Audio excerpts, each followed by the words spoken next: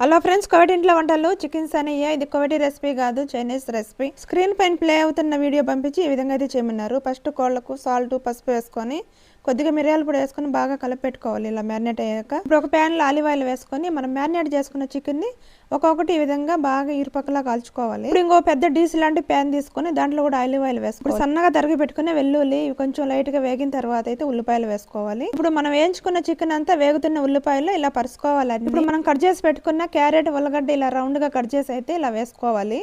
Covid వాళ్ళు పంపించిన వీడియోలో అయితే ఉల్లగడ్డ వేయలేదు. కోవిడ్ వాళ్ళకి ఇష్టం కాబట్టి వేసుకుంటున్నారు. సాల్ట్ వేసుకొని ఇప్పుడైతే వాటర్ పోసుకోవాలి. ఇప్పుడు పైన 1 టేబుల్ స్పూన్ షుగర్ వేసుకోవాలి. ఇప్పుడైతే ఆవిరి పోకుండా ఇలా కాస్త చుట్టేసుకోవాలన్నమాట. ఇలా బాగా ఉడికిన తర్వాత 40 నిమిషాలు ఇప్పుడు సోయా సాస్ వేసుకోవాలి.